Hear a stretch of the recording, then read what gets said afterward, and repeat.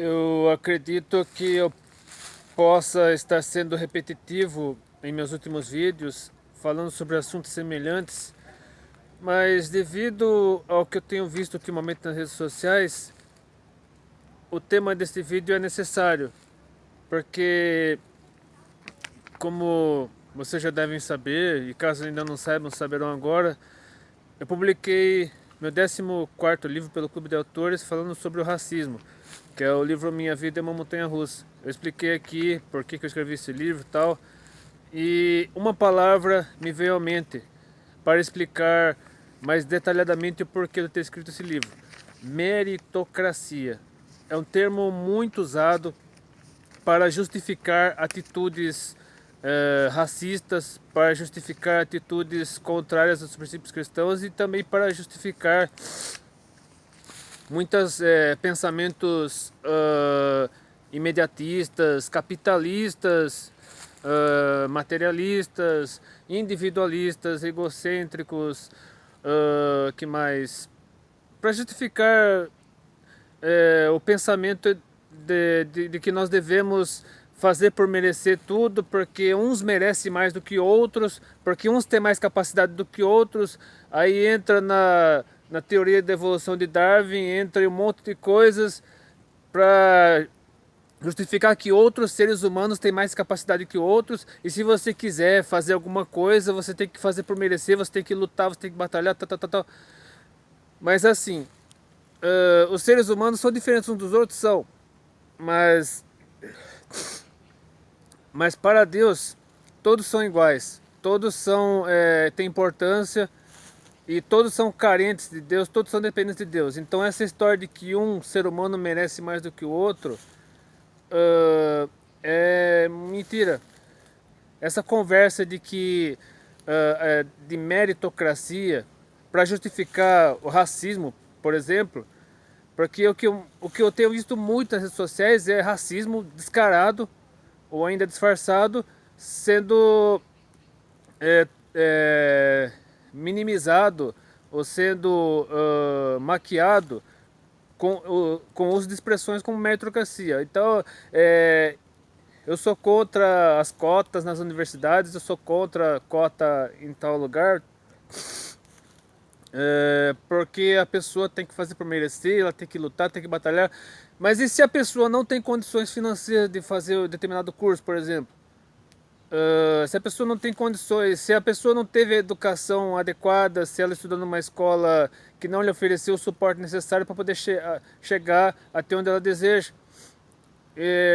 Aí no caso, quando uma pessoa como essa é beneficiada por programas sociais, aí não está sendo assistencialismo, não está sendo a pessoa não está passando na frente dos outros de uma maneira injusta, ela está sendo está cumprindo exatamente aquilo que está lá na própria palavra de Deus, de nós darmos atenção. Os próprios profetas, praticamente todos os profetas e o próprio Jesus falaram a respeito disso, de nós darmos atenção ao órfão, à viúva, ao necessitado, ao estrangeiro, às pessoas menos favorecidas. E o próprio dízimo, se pararmos para pensar, o próprio dízimo tem essa função de fazer crescer, promover o reino de Deus, de sustentar o reino de Deus e obras assistenciais mantidas pelas igrejas, pelas instituições religiosas, pelas denominações e tal. E eu poderia mencionar muitos textos aqui, como o capítulo 2 de Filipenses, por exemplo, o capítulo 3 de Colossenses, mas eu mencionarei apenas dois textos aqui, um do Antigo Testamento e outro do Novo, para desmistificar, para desfazer completamente esse equívoco de que o ser humano, para conseguir alguma coisa, tem que merecer. Na verdade, a única coisa que o ser humano merece é a perdição, a destruição por causa do pecado dos nossos primeiros pais, Adão e Eva. Como está aqui no livro de Gênesis, capítulo 3, versículos 4 a 7. Então a serpente, no caso, o diabo disfarçado de serpente, disse à mulher: certamente não morrereis, porque Deus sabe que no dia em que dele comerdes se abrirão os vossos olhos e sereis como Deus, sabendo bem e mal. E viu a mulher que aquela árvore era boa para se comer e agradável aos olhos, e árvore desejável para dar entendimento. tomou do seu fruto e comeu, e deu também a seu marido, e ele comeu com ela. Então foram abertos os olhos de ambos e conheceram que estavam nus, e cozeram folha de figueira e fizeram para si aventais. Ou seja, o diabo, pai da mentira, mentiu, o que é normal ele fazer, para Adão e Eva, para eles se rebelarem contra Deus, assim como o próprio Lúcifer se rebelara antes no céu, motivo pelo qual ele teria sido expulso do céu, ele foi expulso do céu justamente com um terço dos anjos. E aí ele queria destruir, não satisfeito em arruinar, em querer arruinar a Deus, ele também queria arruinar a criação de Deus, tocando naquilo que ele achava o ponto fraco de Deus, que era o ser humano. Mas na verdade Deus não tem ponto fraco, Deus é perfeito, Deus é onipresente, onisciente, potente, mas o orgulho do diabo foi tão grande que ele quis levar junto. Ele sabia que seria destruído mais cedo ou mais tarde, mas ele queria levar a criação junto com ele, queria levar a humanidade junto com ele, representada ali por Adão e Eva. Ele fez Adão e Eva pecarem, aí por causa do pecado de Adão e Eva, nós colhemos os frutos até hoje. E por causa da arrogância do ser humano, por causa da prepotência do ser humano, colhemos milênios de desgraças, catástrofes, sofrimento. E como consta aqui na carta de Paulo aos Romanos, capítulo 3, versículos 10 a 9, que é um trecho do Novo Testamento que menciona várias passagens dos Salmos de Deus a respeito da falibilidade do ser humano. Como está escrito: não há um justo, nenhum sequer, não há ninguém que entenda, não há ninguém que busque a Deus. Todos se extraviaram e juntamente se fizeram inúteis. Não há quem faça o bem, não há nenhum só. A sua garganta é o sepulcro aberto, e com suas línguas tratam enganosamente. Peçonha de áspides está debaixo dos seus lábios, cuja boca está cheia de maldição e amargura. Os seus pés são ligeiros para derramar sangue. Em seus caminhos há destruição e miséria, e não conheceram o caminho da paz. Não há temor de Deus diante dos seus olhos.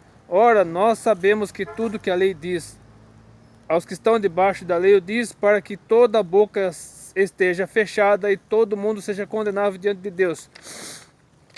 Mas existe uma solução, nem tudo está perdido. Existe uma solução, e a solução está aqui logo em seguida, ainda na carta de Paulo aos Romanos, só que no capítulo 5, versículos 1 a 8. Tendo sido, pois, justificados pela fé, temos paz com Deus, por nosso Senhor Jesus Cristo, pelo qual também temos entrada pela fé esta graça, na qual estamos firmes, e nos gloriamos na esperança da glória de Deus. E não somente isso, mas também nos gloriamos nas tribulações, sabendo que a tribulação produz a paciência a experiência, a experiência a esperança. E a esperança não traz confusão, porquanto o amor de Deus está derramado em nossos corações pelo Espírito Santo que nos foi dado. Porque Cristo, estando nós ainda fracos, morreu a seu tempo pelos ímpios, porque apenas alguém morrerá por um justo, pois poderá ser que pelo bom alguém ouse morrer. Mas Deus prova o seu amor para conosco, em que Cristo morreu por nós, sendo nós ainda pecadores. Já parou para pensar? Se você ama muito uma pessoa, um filho, uma filha, esposa, marido, um amigo, enfim, se você ama muito uma pessoa e descobre que essa pessoa está correndo perigo de vida, você faz o possível para salvar aquela pessoa, você é capaz até de oferecer sua própria vida em troca daquela pessoa.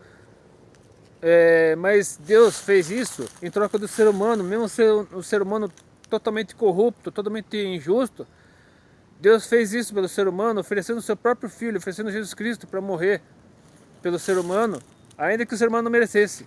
Mas Jesus Cristo fez isso, e hoje, graças a esse sacrifício de Jesus Cristo, que hoje está vivo, está ressurreto, sentado diante de Deus, nós temos esse privilégio de nos colocarmos diante de Deus, nos arrepender dos nossos pecados, de entregar nossa vida a Jesus Cristo e sermos salvos da morte eterna, da condenação eterna, e temos a oportunidade de gozarmos da vida eterna.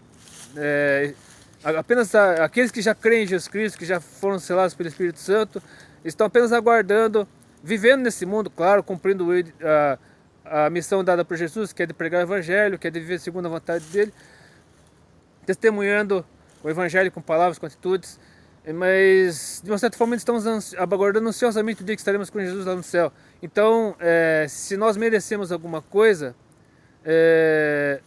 devemos tudo isso a Deus, porque por nós mesmos não temos condições de fazer nada, não somos nada, não temos condições de nada. Tudo que nós somos hoje, se acontece algo de bom conosco hoje, é pela misericórdia de Deus. Então, se esse vídeo fez diferença na sua vida, se você entendeu que a meritocracia é um engano, é uma armadilha, curta esse vídeo, compartilha, adicione seus favoritos, inscreva-se no meu canal e que tudo que você fizer seja para a honra e glória de Deus, não para os seres, para servir os seres humanos, não para ser visto pelos seres humanos, mas para a honra e glória de Deus. Deus abençoe e até depois, se quiser.